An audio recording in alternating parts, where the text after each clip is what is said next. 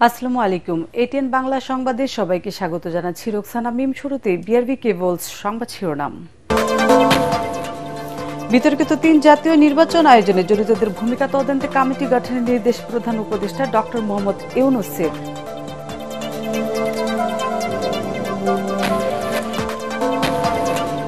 পাল্টাপাল্টি ক্ষেপণাস্ত্র নিক্ষেপ ইরান ও ইসরায়েলের। ইরানের রাষ্ট্রীয় সম্প্রচার কেন্দ্রে হামলা, সংঘাত বন্ধের আহ্বান প্রত্যাখ্যান তেহরানের। হামলা ঠেকাতে আন্তর্জাতিক সহায়তা চেয়েছে ইসরায়েল। গুম বিষয়ক আইন করবে সরকার, নিখোঁজ ব্যক্তিদের পরিবারকে দেয়া হবে মিসিং সার্টিফিকেট। জাতিসংঘ প্রতিনিধিদের সঙ্গে বৈঠক শেষে আইন উপদেষ্টা।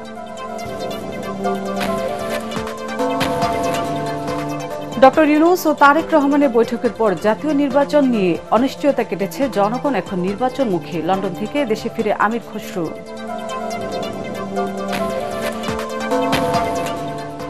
এবং ৭ দিনের মধ্যে শেখ হাসিনা ও আসাদুজ্জামান খান কামালকে হাজির হতে জাতীয় পত্রিকায় বিজ্ঞপ্তি প্রকাশের নির্দেশ ট্রাইব্যুনালের। পরবর্তী শুনানি ২৪ জুন। শুনছিলেন বিআরবি কেবলস সংবাদ শিরোনাম। এবার বিস্তারিত। বিতর্কিত ৩ জাতীয় সংসদ নির্বাচন আয়োজনে জড়িতদের তদন্তে অবিলম্বে একটি কমিটি গঠনের জন্য সংশ্লিষ্ট কর্মকর্তাদের নির্দেশ দিয়েছেন প্রধান উপদেষ্টা ডক্টর মোহাম্মদ ইউনূস। রাষ্ট্রীয় অতিথি ভবন যমুনায় জাতীয় ঐকমত্য কমিশনের এক বৈঠক শেষে গেল ৩ নির্বাচন নিয়ে সাবেক প্রধান নির্বাচন কমিশনার ও নির্বাচন কমিশন সচিবদের ভূমিকা তদন্তে এই কমিটি গঠনের নির্দেশ দেন তিনি। বৈঠকে কমিশন সদস্যরা জুলাই সনদ তৈরির কাজে অগ্রগতি সম্পর্কে প্রধান উপদেষ্টাকে অবহিত করেন। এই সময় উপস্থিত ছিলেন জাতীয় ঐকমত্য কমিশনের সহসভাপতি অধ্যাপক আলী রিয়াজ, সদস্য ডক্টর বদিউল আলম মজুমদার, ডক্টর ইফতেখার জামান, সফররাজ হোসেন ও ডক্টর মোহাম্মদ আইয়ুব মিয়া। অন্যান্যদের মধ্যে উপস্থিত ছিলেন প্রধান উপদেষ্টার মুখ্য সচিব সিরাজউদ্দিন মিয়া ও প্রধান উপদেষ্টার বিশেষ সহকারী মনির হায়দার। এবার ইরানের রাষ্ট্রীয় বার্তা সংস্থা IRIN এর স্টুডিও ও কমপ্লেক্সে হামলা চালিয়েছে ইসরায়েল। সংঘাতের ৪র্থ দিনে তাদের এমন আক্রমণের কঠোর জবাব দেওয়ার ঘোষণা দিয়েছে তেহরান। এর আগে এক বিবৃতিতে ইসরায়েল জানায়, ইরানের আকাশে নিয়ন্ত্রণ নিয়ে রাজধানীর আশপাশের বন্দর, স্থাপনা এবং দেশটির ১/৩ ক্ষেপণাস্ত্র ব্যবস্থা ধ্বংস করে দেওয়া হয়েছে। পাল্টা জবাবে ইরান হাইফা রিফাইনারি, সামরিক ঘাঁটি ও জ্বালানি অবকাঠামোয় ব্যাপক হামলা চালিয়েছে। এতে দুদেশে বাড়ছে হতাহতের সংখ্যা। উত্তেজনা প্রশমনে বিশ্ব নেতারা ২ দেশকে আলোচনার টেবিলে বসার আহ্বান জানালেও তা প্রত্যাখ্যান করেছে তেহরান। জাহিদুল আলমের রিপোর্টে বিস্তারিত। ইরানকে পরাস্ত করতে নতুন কৌশলে ইসরায়েল। টানা কয়েকদিনের সংঘাতের মধ্যে ইরানের রেজিম চেঞ্জ বা শাসন ব্যবস্থা পরিবর্তনের চেষ্টা চালিয়ে যাচ্ছে তেল আবিব। এরই মধ্যে নেতানিয়াহু ইরানিদের উস্কে দিচ্ছে তাদের সরকারের বিরুদ্ধে এক হওয়ার জন্যে। এর জবাবে ইরান ক্ষেপণাস্ত্র বর্ষণের মাধ্যমে চাইছে ইসরায়েলিদের মধ্যে আতঙ্ক ছড়াতে। আন্তর্জাতিক বিশ্লেষকরা বলছেন, ২ দেশই চাইছে জনগণের উপর মনস্তাত্ত্বিক চাপ তৈরি করতে। এদিকে সংঘাত নিয়ে সবশেষ খবর জানিয়েছে দুপক্ষই। ইসরায়েলি প্রতিরক্ষা বাহিনীর দাবি, ইরানের পারমাণবিক স্থাপনা, জ্বালানি অবকাঠামো, তেল শোধনাগার ও বন্দর লক্ষ্য করে হামলা চালানো হচ্ছে। একই সাথে তারা তেহরানের আকাশের নিয়ন্ত্রণ নিয়ে ইসলামিক রেভলিউশনারি গার্ড কর্পসের একাধিক কমান্ড সেন্টারে হামলা চালিয়েছে। এতে সংস্থাটির গোয়েন্দা প্রধান কাজেমি ও তার ২ ডেপুটি নিহত হয়েছেন। এই ঘটনাকে ইরান জাতীয় নিরাপত্তার উপর সরাসরি আঘাত হিসেবে উল্লেখ করে জানায়, ইসরায়েলকে আর বাসযোগ্য থাকতে দেয়া হবে না। হাইফার রিফাইনারিতে ব্যালিস্টিক ক্ষেপণাস্ত্র হামলার পর তেহরান জানায়, তাদের মূল লক্ষ্য ইসরায়েলের পারমাণবিক ও জ্বালানি অবকাঠামো। এদিকে ইরানের ক্রমবর্ধমান হামলা বন্ধে আন্তর্জাতিক মহলের সহযোগিতা চাইছে ইসরায়েলিরা। এরই মধ্যে নেতানিয়াহু প্রশাসনকে সহযোগিতা করতে দক্ষিণ চীন সাগর থেকে মধ্যপ্রাচ্যের দিকে যাত্রা শুরু করেছে যুক্তরাষ্ট্রের বিমানবাহী রণতরী USS নিমিটস। এর প্রতিক্রিয়ায় তেহরান হুঁশিয়ারি দিয়ে জানায়, ইহুদি রাষ্ট্রটিকে সহযোগিতা করলে মার্কিন সামরিক ঘাঁটিতেও হামলা চালানো হবে। এদিকে সংঘাত ক্রমেই নিয়ন্ত্রণের বাইরে চলে যাচ্ছে উল্লেখ করে আন্তর্জাতিক বিশ্লেষকরা বলছেন, পরিস্থিতি দ্রুত শান্ত না হলে মধ্যপ্রাচ্য কেন্দ্র করে তৃতীয় বিশ্বযুদ্ধ শুরু হতে পারে। জাহিদুল আলম, এটিএন বাংলা।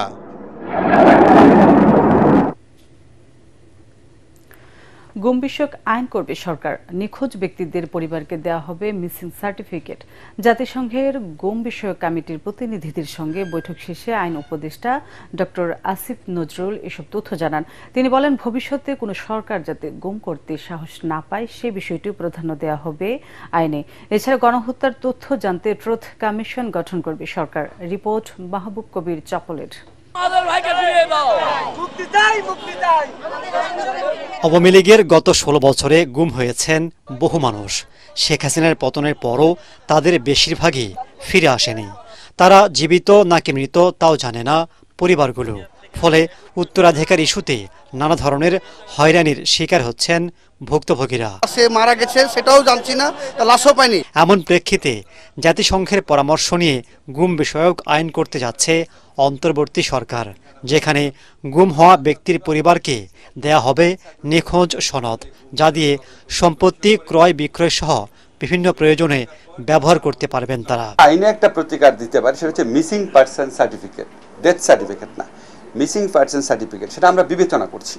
এই মিসিং পারসন সার্টিফিকেট যার কাছে থাকবে, উনি ওনার পরিবারে কেউ যদি গুমের শিকার হয় তাহলে ব্যাংক অ্যাকাউন্ট নিয়ে ডিল করা, উত্তরাধিকারিত্ব প্রশ্ন, এগুলি নিয়ে যেন উনি প্রতিকার পেতে পারে, ডেথ সার্টিফিকেটের মতোই প্রতিকার পেতে পারে, সেটা আমরা চিন্তা করছি খুব সিরিয়াসলি। এটা অবশ্যই করা দরকার। আমরা অত্যন্ত পাওয়ারফুল একটা গুম বিষয়ক পার্মানেন্ট কমিশন প্রস্তাবিত আইনের আন্ডারে ইনশাআল্লাহ করতে পারবো। তিনি জানান, আইনে এমন কিছু বিষয় রাখা হবে যাতে ভবিষ্যতে কোনো সরকার গুম বা অপহরণের সাহস না পায়। পরবর্তী যে সরকারই আসুক, হয়তো বিএনপি আসবে বা জামাত আসবে বা ইসলামিক দলগুলো আসবে বা আপনার নতুন ছাত্রদের দল আসবে, তারা সবাই তো গুমের ব্যাপারে অত্যন্ত সোচ্চার ছিল।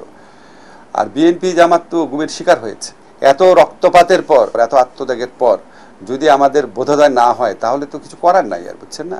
আইনের মধ্যে ইনবিল্ট প্রভিশন রাখছি যাতে ভবিষ্যতে সরকারদের জন্য এই সমস্ত চিন্তা করা খুবই রিস্কি এবং খুবই কষ্টসাধ্য হয়ে যায়। উপদেষ্টা আরও জানান, জুলাই আন্দোলনে গণহত্যা, নির্যাতন সহ বিভিন্ন অপরাধের তথ্য জানতে আন্তর্জাতিক মানের ট্রুথ কমিশন গঠনের প্রক্রিয়া চলছে।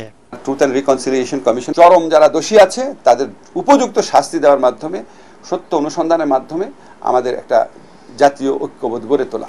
এসব বিষয়ে সরকার স্বচ্ছতার সাথে কাজ করছে বলেও জানান তিনি। কমিশন করতে পারে, বলতে পারে আপনাকে। মাহবুব কবির চপল, এটিএন বাংলা, ঢাকা। ডক্টর ইউনূস ও তারেক রহমানের বৈঠকের পর দেশ এখন নির্বাচনমুখী। জনগণ ভোটের মাধ্যমে তাদের প্রতিনিধি নির্বাচনের অধীর আগ্রহের অপেক্ষা করছে। ব্রিটিশ হাইকমিশনার সারা কুকের সঙ্গে বিএনপির মহাসচিবের বৈঠক শেষে দলের স্থায়ী কমিটির সদস্য ডক্টর মঈন খান এসব কথা বলেন। এদিকে লন্ডন থেকে দেশে ফিরে বিএনপির স্থায়ী কমিটির সদস্য আমির খসরু মাহমুদ চৌধুরী জানান, যেসব বিষয়ে ঐকমত্য হবে সেগুলোতে সংস্কার হবে। রিপোর্ট মইনুল আহসানের। বিএনপি নীতি নির্ধারকদের সাথে বৈঠক করতে দলটির চেয়ারপারসনের গুলশান কার্যালয়ে আসেন বাংলাদেশে ব্রিটিশ হাইকমিশনার সারা কুক। মহাসচিব মির্জা ফখরুল ইসলাম আলমগীর বিএনপি প্রতিনিধি দলের নেতৃত্ব দেন। বৈঠকে বাংলাদেশের আগামী জাতীয় নির্বাচন, সংস্কার সহ নানা ইস্যুতে আলোচনা হয়। পরে সংবাদ সম্মেলনে বিএনপির স্থায়ী কমিটির সদস্য ডক্টর মঈন খান জানান, বাংলাদেশের আগামী জাতীয় নির্বাচন নিয়ে দেশের মানুষের পাশাপাশি বন্ধু প্রতিম দেশগুলো আগ্রহ নিয়ে অপেক্ষা করছে। নির্বাচন নিয়ে তো আপনারা বুঝতেই পারছেন যে বাংলাদেশের মানুষ তারা ভোট দেওয়ার জন্য উন্মুখ।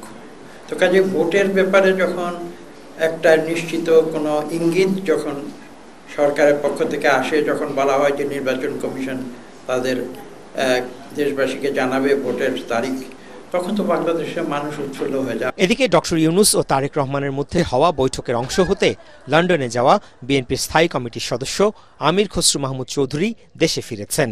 বিমানবন্দরে তিনি সাংবাদিকদের জানান, ডক্টর ইউনূস ও তারেক রহমানের বৈঠকের পর জাতীয় নির্বাচন নিয়ে জনমনে যে অনিশ্চয়তা দেখা দিয়েছিল তা অনেকটাই কেটে গেছে। জনগণের নির্বাচনের যে প্রত্যাশা ছিল সেটা পূরণ হয়েছে আমি মনে করি।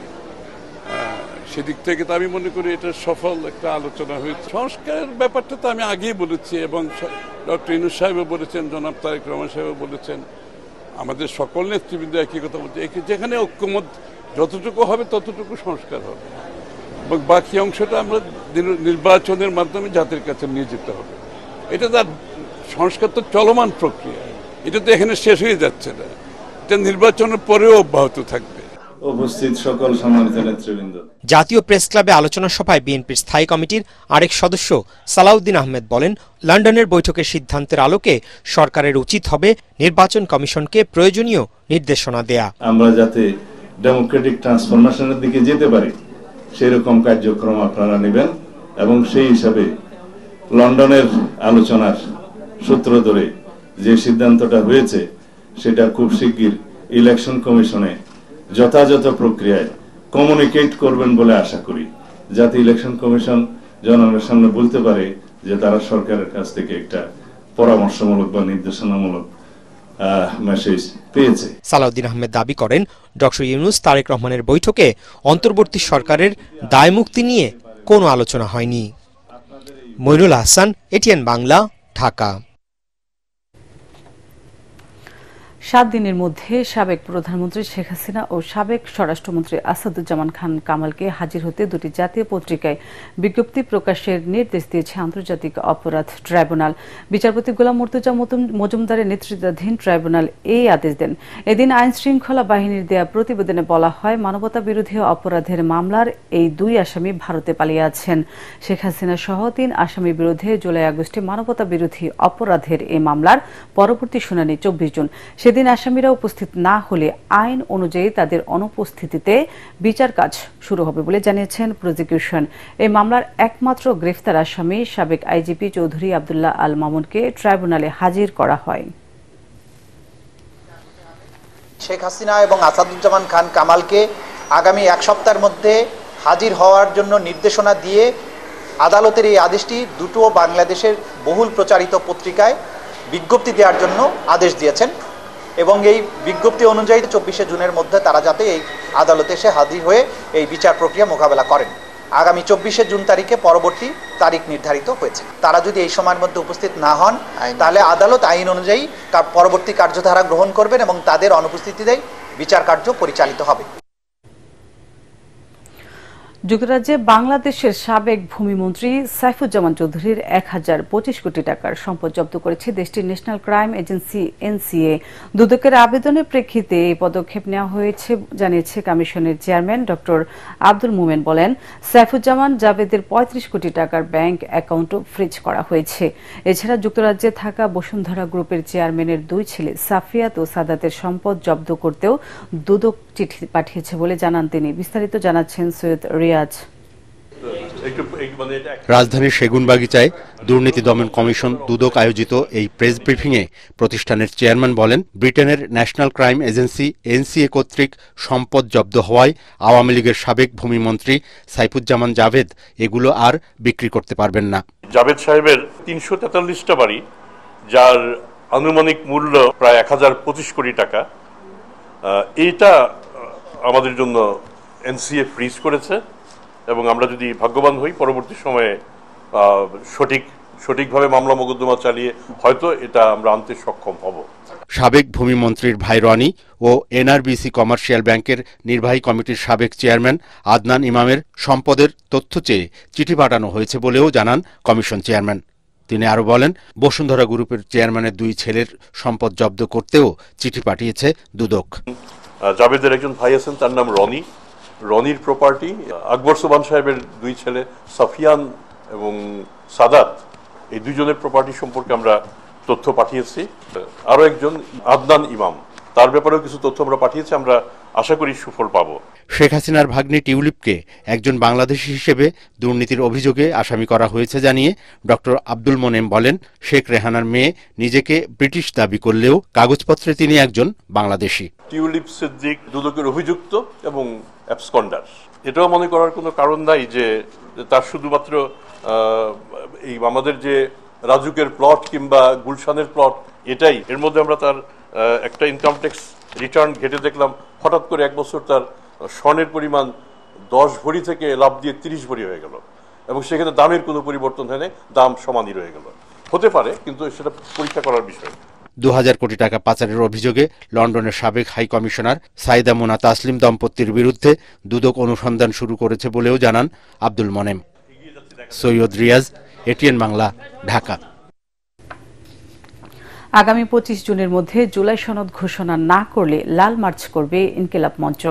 রাজধানীর শাহবাগ থেকে মানিক মিয়া এভিনিউ এই কর্মসূচি পালন করবে তারা। দ্রুত জুলাই সনদ ঘোষণা ও গণহত্যার বিচারের দাবিতে ঢাকা বিশ্ববিদ্যালয়ের মধুর ক্যান্টিনে সংবাদ সম্মেলনে 13 দফা সুপারিশ করা হয়। 2014, 2018 এবং 2024-এর জাতীয় নির্বাচন বাতিল, 1947-71 এবং জুলাই গণ অভ্যুত্থানে শহীদ সবাইকে রাষ্ট্রের শ্রেষ্ঠ সন্তান ঘোষণা, পিলখানা ও শাপলা চত্বরের গণহত্যার বিচার, 36 জুলাইকে জাতীয় মুক্তি দিবস ঘোষণা সহ জুলাই সনদকে সংবিধানে অন্তর্ভুক্ত করার দাবি জানায় ইনকিলাব মঞ্চ। সংসদ অ্যাক্টিভ হওয়ার সাথে সাথে প্রথম সংশোধনীকেই জুলাই সনদকে স্বীকৃতি দিয়ে তফসিলের মধ্যে অন্তর্ভুক্ত করতে হবে। আগামী 25 জুন সরকারের এই তারিখ শেষ হবে। তার মধ্যে যদি এর কোনো পদক্ষেপ সে না নেয় তাহলে আগামী 25 জুন শাহবাগ থেকে মানিক মিয়া এভিনিউ অভিমুখে লাল মার্চ ঘোষণা করছি। এবার আন্তর্জাতিক সংবাদ।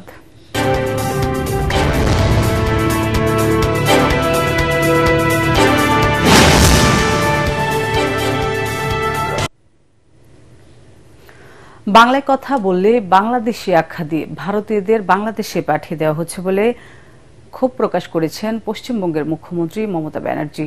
সোমবার বিধানসভায় দেয়া বক্তব্যে এর জন্য ভারতের ক্ষমতাসীন বিজেপি সরকারকে দায়ী করেন তিনি। বিধানসভায় মমতা আরও বলেন, আধার কার্ড, প্যান কার্ড এবং অন্য পরিচয়পত্র থাকার পরেও মহারাষ্ট্র, দিল্লি ও আসাম সহ কয়েকটি রাজ্যে অভিযান পরিচালনা করে মুসলিম ও বাংলা ভাষাভাষী ভারতীয়দের অবৈধ অভিবাসী ট্যাগ দিয়ে বাংলাদেশে পৌঁছবে করছে বিজেপি, যা নির্বাচনের আগে জাতীয়তাবাদের নাটকের মঞ্চায়ন। সরকারের এমন কর্মকাণ্ডের জন্য তাদের প্রতি ধিক্কার জানান পশ্চিমবঙ্গের মুখ্যমন্ত্রী।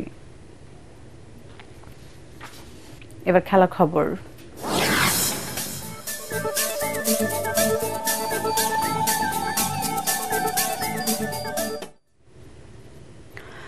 দুই ম্যাচ সিরিজের প্রথম টেস্টে মঙ্গলবার গলে শ্রীলঙ্কার মুখোমুখি হবে বাংলাদেশ। এই ম্যাচ দিয়েই শুরু হবে টেস্ট চ্যাম্পিয়নশিপের লড়াই। অভিজ্ঞতার বিচারে স্বাগতিকদের চেয়ে কিছুটা এগিয়ে থেকে মাঠে নামবে নাজমুল হোসেন শান্তর দল। প্রথম ইনিংসে বড় রান পাওয়াকে গুরুত্বপূর্ণ বলে মনে করছেন দু দলের ক্রিকেটাররা।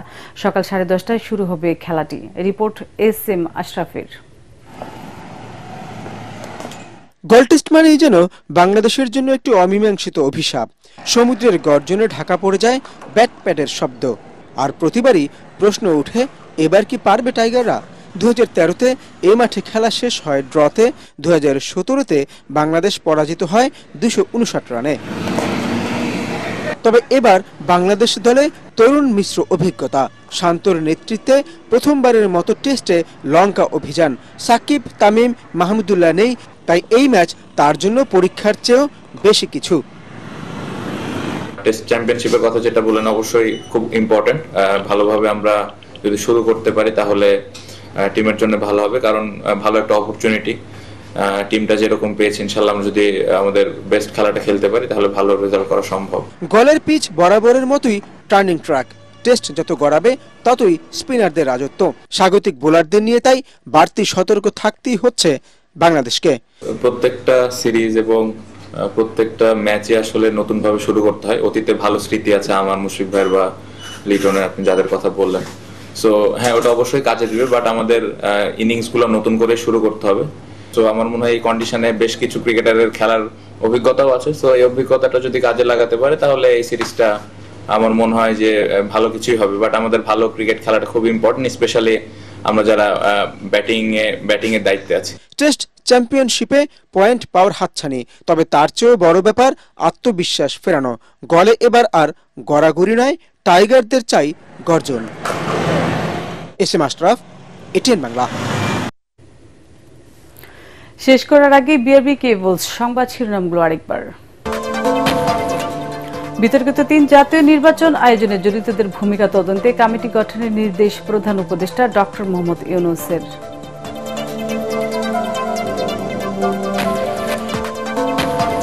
পাল্টাপাল্টি ক্ষেপণাস্ত্র নিক্ষেপ ইরান ও ইসরায়েলের। ইরানের রাষ্ট্রীয় সম্প্রচার কেন্দ্রে হামলা, সংঘাত বন্ধের আহ্বান প্রত্যাখ্যান তেহরানের। হামলা ঠেকাতে আন্তর্জাতিক সহায়তা চেয়েছে ইসরায়েল।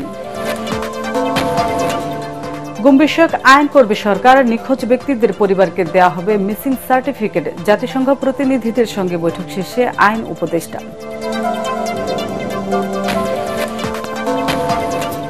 ডক্টর ইউনূস ও তারেক রহমানের বৈঠকের পর জাতীয় নির্বাচন নিয়ে অনিশ্চয়তা কেটেছে জনগণ এখন নির্বাচনমুখী। লন্ডন থেকে দেশে ফিরে আমির খসরু।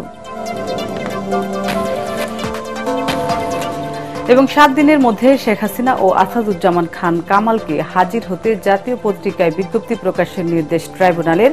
পরবর্তী শুনানি 24 জুন। পরবর্তী সংবাদ দেখার আমন্ত্রণ জানিয়ে এখনকার মতো শেষ করছি এটিএন বাংলা সংবাদ। ইউটিউবে দেখতে ব্রাউজ করুন youtube.com/ATN বাংলা নিউজ। এতক্ষণ সাথে থাকার জন্য ধন্যবাদ।